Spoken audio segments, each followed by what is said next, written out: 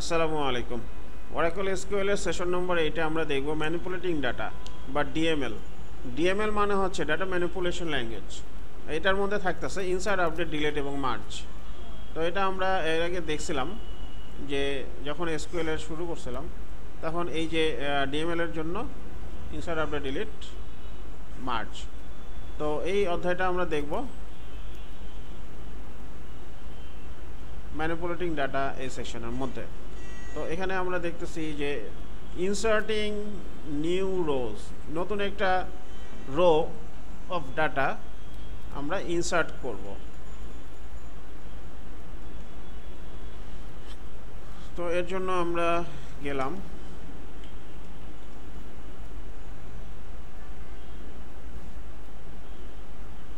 এইচআরে।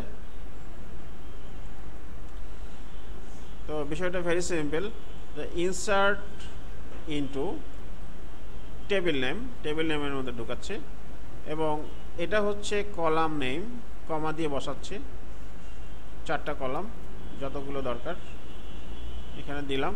এবং তারপরে কমান্ডটা হচ্ছে ভ্যালুস। কি কি ভ্যালুস দিব? এটা হচ্ছে প্রথম values, that means department ID.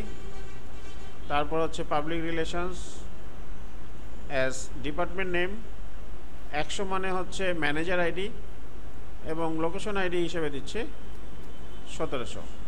তো এখানে 70 নামে অলরেডি আছে, তো আমি এটাকে দিলাম 99 আনলোকেটেড। তারপরে এটাকে যদি আমরা কমিট করি তাহলেই ডাটাটা পার্মানেন্ট হবে, আদারওয়াইজ পার্মানেন্ট হবে না।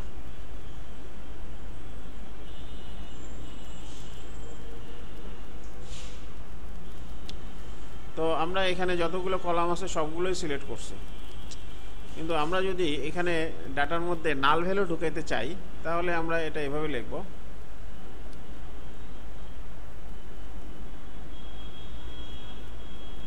এখানে একটা জিনিস খেয়াল করেন, আমরা এখানে প্রত্যেকটা কলাম নেম আলাদা আলাদাভাবে লিখে দিচ্ছি এবং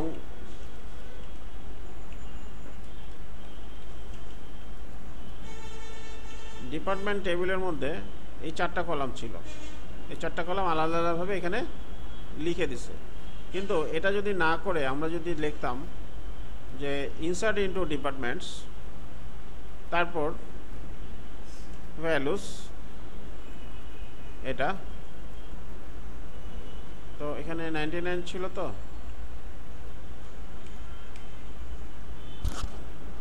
100 আছে মনে হয়,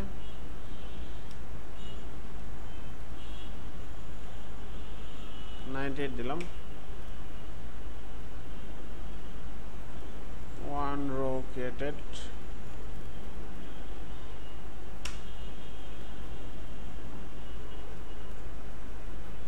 পার্থক্যটা বুঝতে পারছেন? এখানে কিন্তু আমি কলাম নেমগুলো দিয়ে তারপরে এন্ট্রি করছিলাম, এখানে কলাম নেমগুলো ছাড়া করলাম, কারণ এখানে এই 4টা কলামই আছে এবং এই 4টা ডাটাই কিন্তু আমরা এখানে দিচ্ছি, এই জন্য করেসপন্ডিং হয়ে গেছে, যার জন্য কোনো এরর দেয় নেই। কিন্তু এখানে যদি আমরা এটা এভাবে লিখি যে ইনসার্ট ইনটু ডিপার্টমেন্টস ভ্যালুস, এখানে দিলাম 98, তো এটা 97 দেওয়ার পর এখানে দিলাম সাম ডিপার্টমেন্ট এবং এখানে দিলাম নাল নাল। ডাটা কিন্তু ঢুকছে। তারপরে আমরা যখন এটাকে সিলেক্ট করব,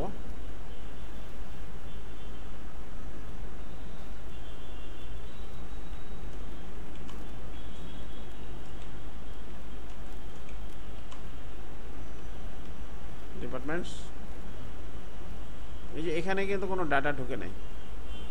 কেন ঢুকে নাই? কারণ আমি এখানে নাল নাল দিছিলাম। নাল মানে হচ্ছে নট অ্যাভেলেবল, নাল কিন্তু কোনো ভ্যালু না, নাল মানে হচ্ছে নট অ্যাভেলেবল, এটা নাই, কিচ্ছু নাই। তো আমরা স্পেশাল ভ্যালুসও দিতে পারবো।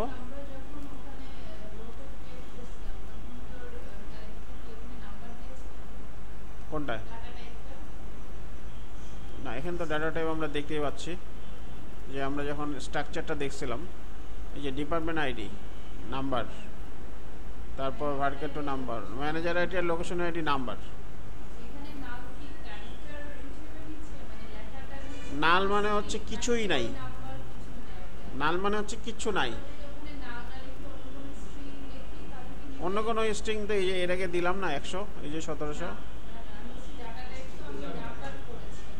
না, স্ট্রিং নেবে না আপনার, নাম্বারের মধ্যে ক্যারেক্টার ঢুকবে না, ক্যারেক্টারের মধ্যে নাম্বার ঢুকবে না, এটা যেহেতু আপনি আগেই ডিফাইন করে দেওয়া হয়েছে।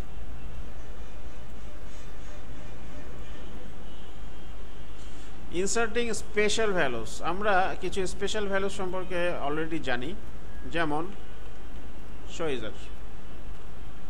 তাহলে ইউজার একটা স্পেশাল ভ্যালু, যে আমি কোন ইউজারে কানেক্টেড আছি। আরেকটা হচ্ছে select sysdate from dual, আজকে 27 তারিখ, তাহলে এটা কিন্তু স্পেশাল ভ্যালুস। কোত্থেকে আসতেছে?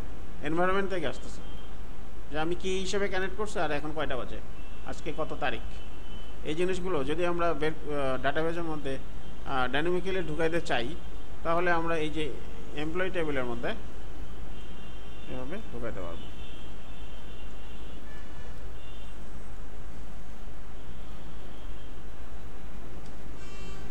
ইনসার্ট ইনটু এমপ্লয়িজ 1, তারপরে বাকিগুলো দিলাম।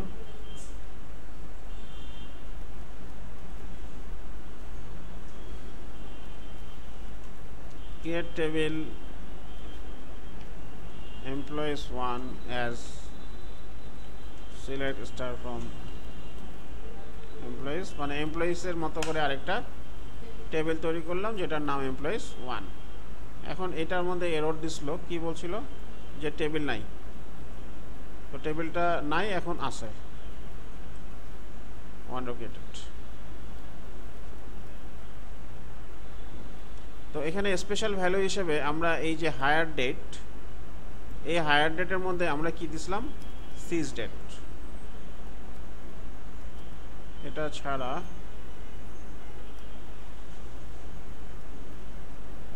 তো এখানে একটাই স্পেশাল ভ্যালু তৈরি করছে, কিন্তু স্পেশাল ভ্যালু হিসেবে আরেকটা আছে, সেটা হচ্ছে ইউজার, যে কোন ইউজারে আমরা এখন কানেক্টেড আছে। তো এখন আমরা এই ডাটাটা লগ ইন যেটা দিয়ে করে, হ্যাঁ হ্যাঁ, আপনি যে ইউজার 1 দিয়ে লগ ইন করছেন, তার মানে এখানে স্পেশাল ভ্যালু বা ইউজার হচ্ছে ইউজার 1। তো এখন আমরা এখানে দেখি, কমেন্ট করলাম সিলেক্ট স্টার ফ্রম এমপ্লয়িজ 1, এখানে লাস্ট যে ডাটাটা আমরা ঢুকেছিলাম এটা হচ্ছে 113।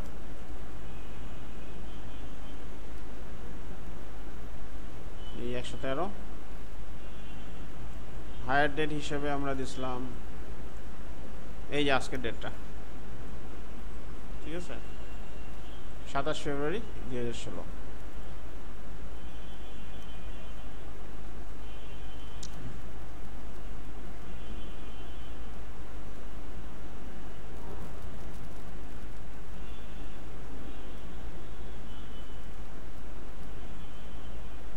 তো আমরা আরেকটা টেবিল থেকেও আমরা ডাটা ঢুকাইতে পারবো, সেটা হচ্ছে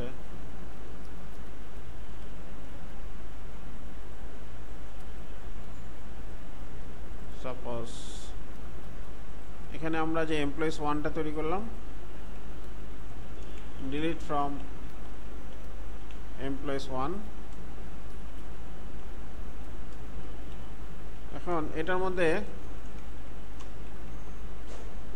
এমপ্লয়িজ 1 এর মধ্যে কোনো ডাটা নাই,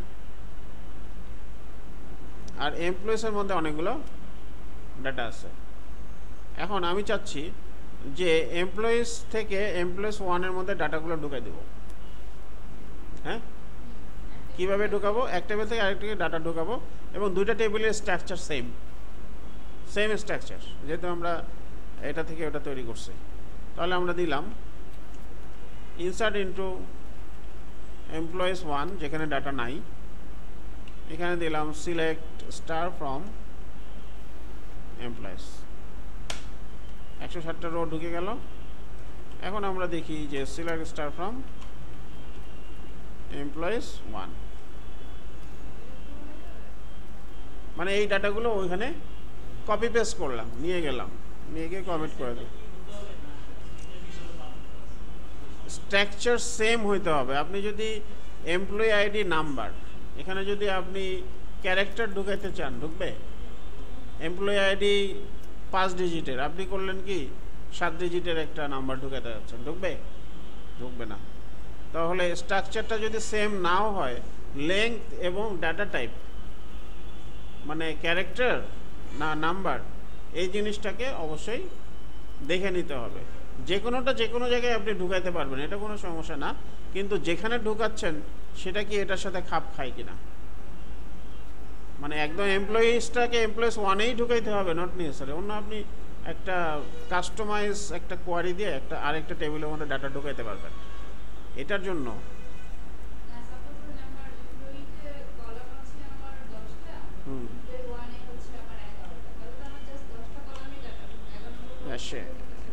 না, এভাবে ঢুকাইতে পারবেন না,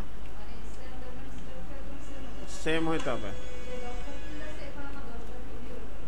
এখানে দেখেন, এই যে এখানে এমপ্লয়িজ 1 তো এখানে আমি এটা ডিলিট করে দিলাম, ডিলিট ফ্রম এমপ্লয়িজ 1, ঠিক আছে।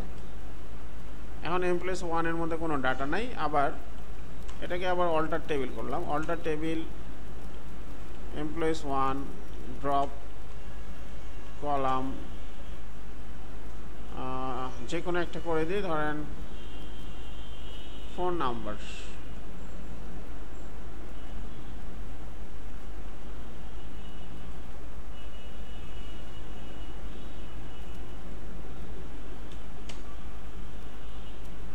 এখন আমি ডাটাটা ঢুকাই, সেম কমান্ডটা দিই, insert into employees 1, select star from employees.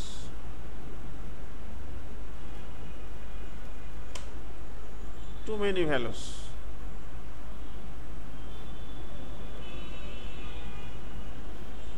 খাপ খায় নাই, একটার সাথে আর একটা খাপ খায় নাই, যার জন্য বলতেছে টু মেনি ভ্যালুস। এমপ্লয়িজ 1-এ কলাম একটা কম আছে, এই জন্য বলতেছে যে ভ্যালু বেশি দিয়ে দিচ্ছে, এটা হবে না। কিন্তু এটাও আপনি ঢুকাইতে পারবেন। কীভাবে ঢুকাইতে পারবেন দেখাচ্ছি।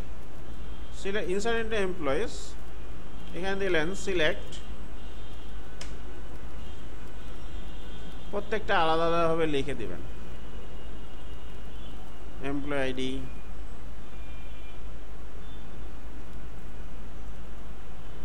ফার্স্ট নেম,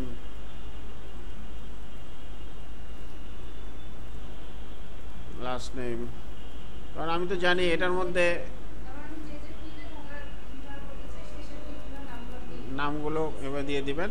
এখানে আমরা ফোন নাম্বারটা ডিলিট করে ড্রপ করে দিয়েছিলাম, তো এটা আমরা এখানে দিব না। লাস্ট নেমের পর দিলাম ইমেল, তারপরে দিলাম এই যে যেহেতু এটা নাই, ফোন নম্বরটা নাই, তারপর দিলাম হায়ার ডেট,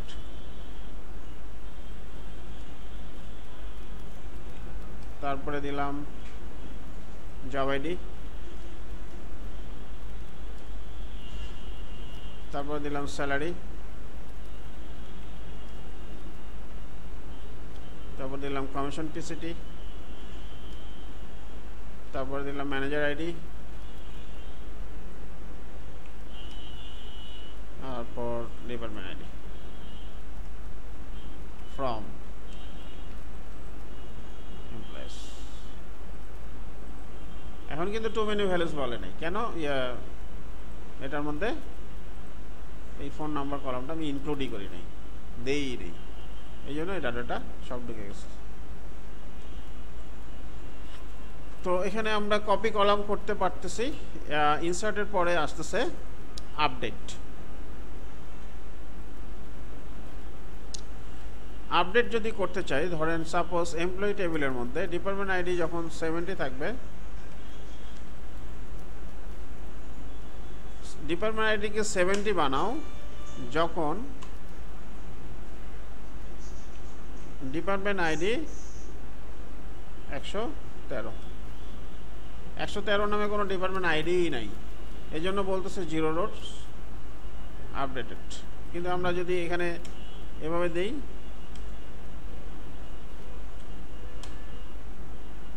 $70 করো যখন 80 আছে, এটাও নিচ্ছে না, ইউনিক কনস্ট্যান্ট বলতেছে।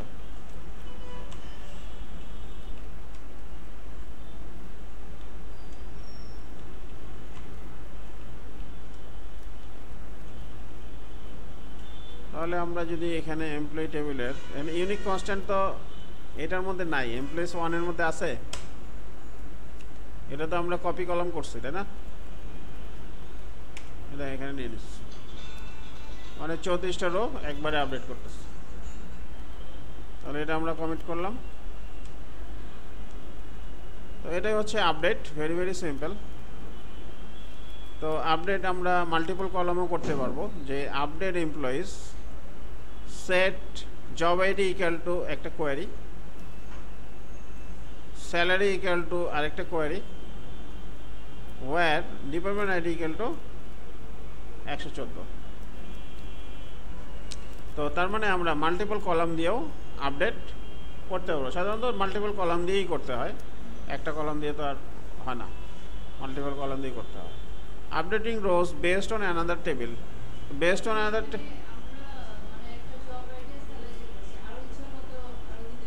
হ্যাঁ যতগুলো কলাম আছে এমপ্লয়ি টেবিলের মধ্যে সবগুলোই আপনি এভাবে কমা দিয়ে দিয়ে ইকুয়াল টু দিয়ে দিয়ে বসাইতে পারবেন। তো এরপরে আসতেছে update EMP based on another table, মানে ডিপার্টমেন্ট আইডি ইকুয়াল টু এখানে আরেকটা টেবিল থেকে ডাটা আসতেছে,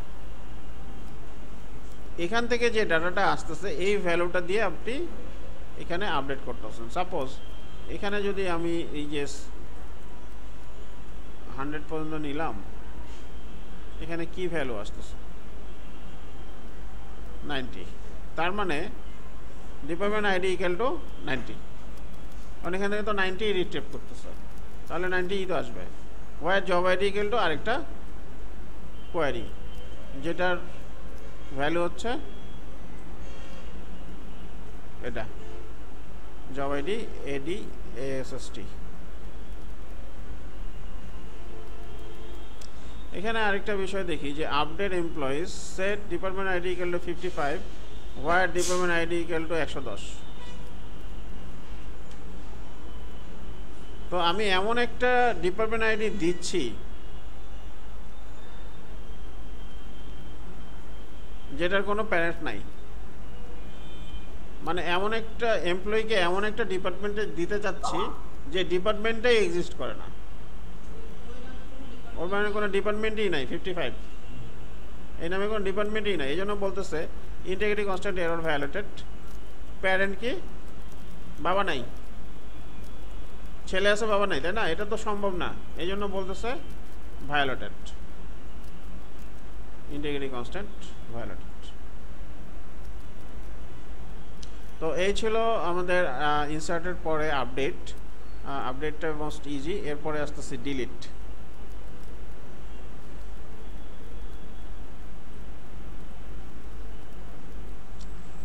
ডিলিট ভেরি ভেরি ইজি, আমরা এর আগে অনেকবার ডিলিট এমনিও দেখছি, যেমন আমরা দেখলাম delete from employees 1, 160 row delete হয়ে গেল। এখন এই ডিলিটেড রোটাকে আমরা রোল ব্যাক করতে পারবো, রোল ব্যাক। যখন রোল ব্যাক করলাম তখন ওই আগের ডাটাটা আবার আগের জায়গায় চলে গেল, হচ্ছে রোল ব্যাক, আবার ব্যাক করবে। দেখেন আবার দেখেন, তাহলে পার্মানেন্ট হয়ে গেল। এমপ্লয়িজ 1 কমিট করার পর আর রোল ব্যাক হবে না, ওটা পার্মানেন্ট, মানে কমিটিং সুইসাইড, একবার যদি সুইসাইড করে ফেলেন আর দুনিয়ায় আসতে পারতেছেন না। তো কমিট কথাটা কিন্তু অ্যাকচুয়ালি কমিটিং সুইসাইড থেকেই আসছে, কারণ কমিটের পরে কিন্তু সুইসাইডই হয়, আর কিছু হয় আমি অবশ্য পাই নাই এর মধ্যে, কমিট করতেছে। আচ্ছা এখানে এমপ্লয়িজ টেবিলের ডাটা আছে, ডিলিট করলাম, ডিলিট ফ্রম এমপ্লয়েজ 1 করার পর ডাটাগুলো দেখি, নাই। ডাটা আছে? নাই। আরেকটা ইউজারে গেলাম, এই ইউজারে যাওয়ার পর এখানে লিখলাম HR @Wordcell, select star from employees 1। Data দেখাচ্ছে? ওখানে বলতেছে নাই, এখানে বলতেছে আছে।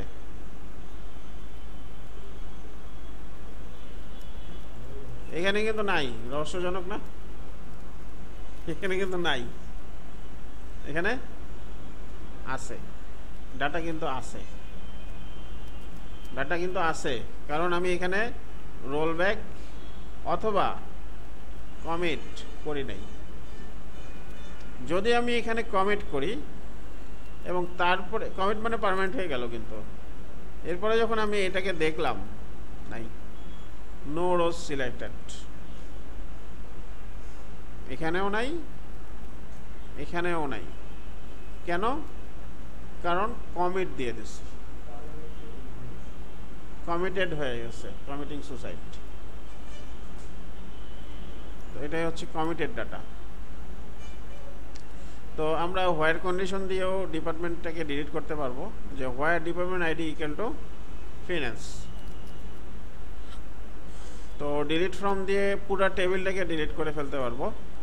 কোনো একটা কোয়ারি দিয়েও ডিপার্টমেন্ট আইডি ইকুয়াল টু এই কোয়ারি রেজাল্ট এভাবেও ডিলিট করতে পারবো।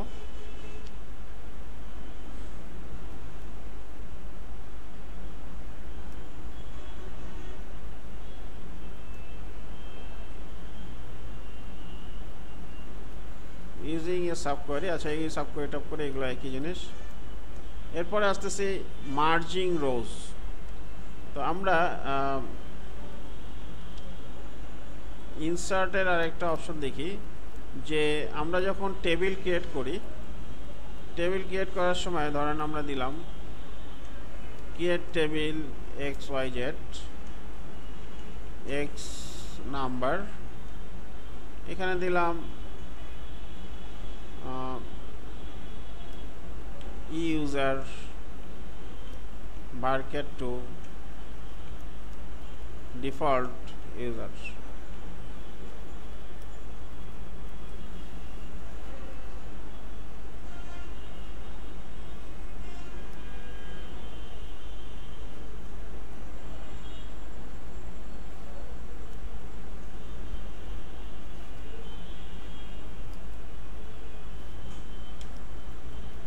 Left parenthesis,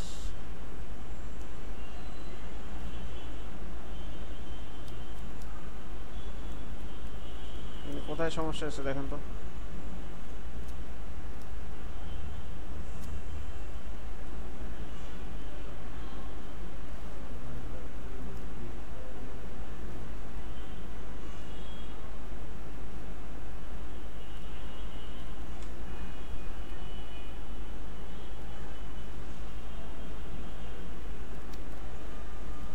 এখানে দিলাম ধরেন join date, date default switch date.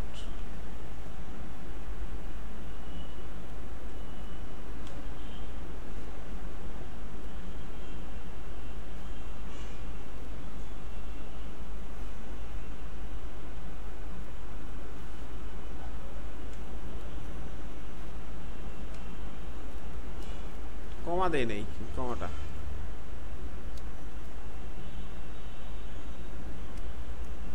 তাহলে এখানে যে টেবিলটা আমরা ক্রিয়েট করলাম XYZ1, এখানে কি কি আছে? X আর জয়েনিং ডেট। এখন এখানে যদি আমরা ডাটা ঢুকাই, insert into XYZ1 X values 1, আমি কিন্তু একটা কলামের মধ্যে ডাটা ঢুকাচ্ছি। কোনটায়? X এর মধ্যে। তো এখানে যখন X এর মধ্যে আমি ডাটা ঢুকালাম, এখন আমি ডাটাটা দেখব XYZ1 এখানে দেখছেন জয়েনিং ডেটটা অটোমেটিক চলে আসছে। কেন চলে আসছে? কারণ আমি বলছি জয়েন ডেটের মধ্যে ডিফল্ট সিস ডেট, সিস্টেম ডেটটা সে ডিফল্ট হিসেবে নিবে যদি আমি ডাটা না দিই। তো এটাই আমরা এখানে দেখলাম। এরপরে আসতেছে মার্জিং ভ্যালুস। মার্জিং ভ্যালুসটা হচ্ছে সাপোজ রিমোটলি অনেকগুলো ডাটাবেস আছে, যে ডাটাবেসগুলো মূল সার্ভারের সাথে অনলাইন কানেক্টেড না, ওখান থেকে ডাটাগুলো বিভিন্ন মাধ্যমে আসে, হয় ইমেইলের মাধ্যমে আসে অথবা পেন ড্রাইভের মাধ্যমে আসে, বিভিন্নভাবে ডাটাটা আসে এবং মেইন সার্ভারের মধ্যে মার্জ করতে হয় ডাটাটা। এবং মনে করেন রিমোট যে ইয়েটা, সাপোজ মনে করেন নোয়াখালীতে একটা ব্রাঞ্চ আছে, ওই ব্রাঞ্চ থেকে ডাটাটা পাঠাইলো। নোয়াখালীর ডাটাবেস আর হেড অফিসের ডাটাবেসের স্ট্রাকচার একদম সেমই তো হইতে হবে, সফটওয়্যারটা কি সেমই হইতে হবে। ওখান থেকে ডাটাটা যখন এখানে পাঠাইলো, ওইখানে কিছু বেশি ডাটা আছে, আবার হেড অফিসের মধ্যে সব ডাটা আছে, আবার ওখানকার ব্রাঞ্চের সব ডাটাগুলোই কিন্তু ওদের কাছে আছে এবং সবগুলো ডাটাই একবারে পাঠাইতেছে। কারণ কিছু ডাটা আপডেট হয়েছে, কিছু ডাটা নতুন যোগ হয়েছে। হ্যাঁ, ব্রাঞ্চের মধ্যে বলতেছি, ব্রাঞ্চের মধ্যে যে ডাটাগুলো, ব্রাঞ্চের যে ডাটাগুলো আছে, ধরেন এমপ্লয়ি টেবিলের একটা ডাটা, তো এমপ্লয়ি টেবিলের মধ্যে কিছু এমপ্লয়ি যোগ হয়েছে, আবার ওই এমপ্লয়ি টেবিলের মধ্যে কিছু এমপ্লয়ির হয়তো স্যালারি আগে ছিল 20,000, এখন হয়েছে 25,000, চেঞ্জ হয়েছে। তো ওই ডাটাগুলো হেড অফিসে মার্জ যখন করবেন, তখন হেড অফিসে ওই সেম ডাটা আনতে হবে না? তাহলে আপনি যখন ডাটাটা মার্জ করবেন, তখন কিছু ডাটা আপডেট হবে, কিছু ডাটা ইনসার্ট হবে। বোঝাতে পারছি? কিছু ডাটা আপডেট হবে, কিছু ডাটা, এবং এটা ডিপেন্ড করতেছে কি এমপ্লয়ি আইডির উপর, মানে প্রাইমারি কির উপর। মানে ওই দুইটা প্রাইমারি কি ম্যাচ করেই তো দেখবে যে ডাটাটা ম্যাচ করতেছে কিনা। যদি ম্যাচ করে, দ্যাট মিনস হোয়েন ম্যাচড, যে হোয়েন ম্যাচড, যখন ম্যাচ করবে তার মানে ডাটাটা হেড অফিসেও আছে, ব্রাঞ্চের ডাটাটা হেড অফিসেও আছে, তার মানে ওই ডাটাটাকে মার্চ যখন করবেন তখন ওটাকে আপডেট করতে হবে, কারণ স্যালারি তো 20 থেকে 25 হয়ে গেছে, তাই না? তাহলে আপনি আপডেট করলেন, আপডেট সেট, তারপরে এখানে আপডেট লিস্ট। এবং ওয়েন নট ম্যাচড মানে এই এমপ্লয়ি আইডি ম্যাচ করে নাই, যদি ম্যাচ না করে তার মানে এটা নিউ ডাটা, নতুন ডাটা, ব্রাঞ্চের একটা নতুন ডাটা, তাহলে ওই ডাটাগুলো কী করতে হবে? ইনসার্ট।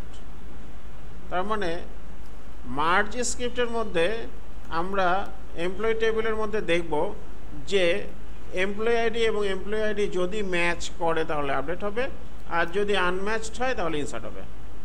তো এটা হচ্ছে আপনাদের একটা অ্যাসাইনমেন্ট থাকলো, এই অ্যাসাইনমেন্টটা আপনারা করে নিয়ে আসবেন। এরকম একটা এমপ্লয়ি টেবিলের মতো আরেকটা এমপ্লয়ি টেবিল বানাবেন, create table something copy employee, এভাবে বানায় এই জিনিসটা করে ফেসবুকে পোস্টিং দিয়ে দিবেন। সামনে আরও বেশ কিছুদিন বন্ধ আসছে শুক্রবারের আগে, তো এর মধ্যে এটা করে নিয়ে আসবেন। তো আমরা এর আগে যেটা দেখলাম যে ডিলিটের মধ্যে কি দেখছিলাম,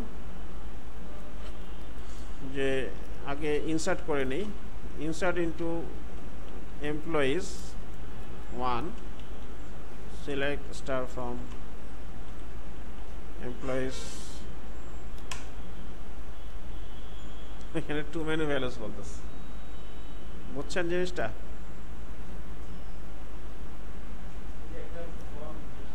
ওই যে একটা কলাম তো নাই, এখন ওই আগের কোয়ারিটা নিয়ে আসি, এই যে এটা, হ্যাঁ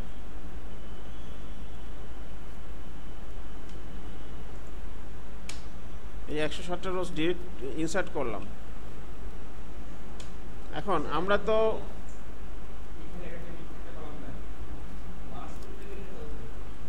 মার্চ করে গেতে আপনি যখন এখানে সিলেক্ট লিস্টটা দিবেন, এই যে এখানে কিন্তু প্রত্যেকটা আপডেট লিস্ট দিয়ে দেবেন, কোন কলামগুলো করবেন, হ্যাঁ সবগুলো একটা একটা করে লিখতে হবে। যদি 100টা কলাম থাকে 100টা লিখতে হবে, কারণ কোন কলাম আপডেট হয়েছে আপনি কি জানেন? ব্রাঞ্চে কোন কলাম, শুধু স্যালারি ছাড়া তার অনেক কলাম আপডেট হতে পারে। আব্দুল করিম রে কি হজরত আব্দুল করিমও লিখতে পারে পরে নামটা, হ্যাঁ মোহাম্মদ এমডির জায়গায় MO লিখতে পারে, MU লিখতে পারে, মানে কিছু চেঞ্জ তো হইতেই পারে। ওইটাকে তো হেড অফিসের সাথে যদি আপডেট করতে চান প্রত্যেকটা কলাম লিখতে হবে, কোয়ারিটা অনেক বড় হবে, কিন্তু একবারই তো করবেন, যতবার দেবে ততবারই কিন্তু মার্জ হবে।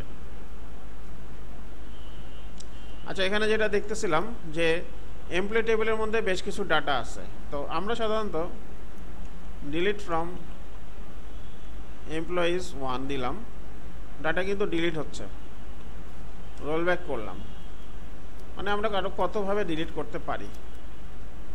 ডিলিট এমপ্লয়িজ এভাবেও দেখবে, ফ্রম কিন্তু দেই নাই, এভাবেও হবে।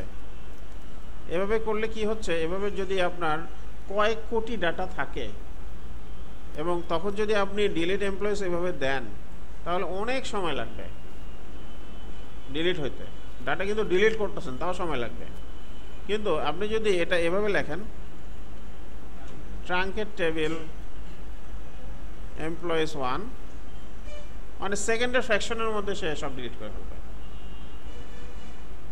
তাহলে ট্রাঙ্কেট টেবিলটা যখন আপনি দিবেন তখন একটা জিনিস খেয়াল করবেন, ট্রাঙ্কেট টেবিলটা কিন্তু আগের যতগুলো ইনসাইড আপডেট ডিলিট আছে সবগুলোকে কিন্তু সে কমিট করে ফেলবে, আফটার কমিট তারপর সে ডিলিট করবে।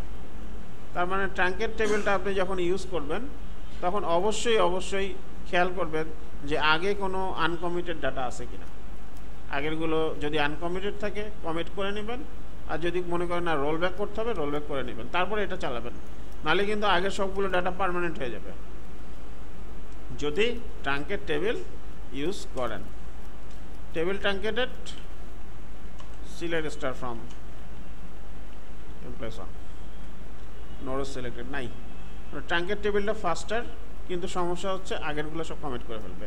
আর ডিলিটটা কিন্তু যতক্ষণ পর্যন্ত না আপনি কমিট দিচ্ছেন ততক্ষণ পর্যন্ত কিন্তু এটা আপনি রোল ব্যাক করে আগের জায়গায় নিয়ে যেতে পারবেন, ট্রাঙ্কেট করলে আর রোল ব্যাক হবে না। এবং এটাকে বলা হয় ডিসিএল, ডাটা কন্ট্রোল ল্যাঙ্গুয়েজ।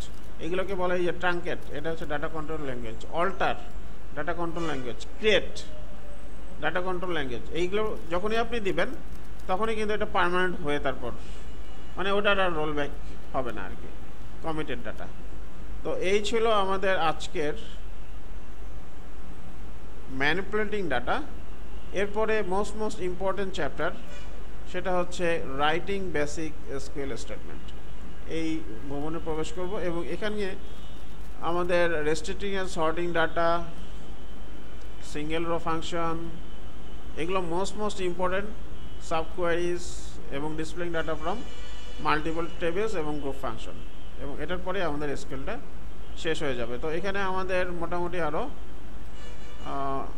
5টা চ্যাপ্টার আছে, এই 5টা চ্যাপ্টার করলে এসকিউএলটা ইনশাআল্লাহ শেষ হয়ে যাবে। তো আজকে এই পর্যন্তই অ্যাবাউট ম্যানিপুলেটিং ডাটা বা ডিএমএল। আসসালামু আলাইকুম।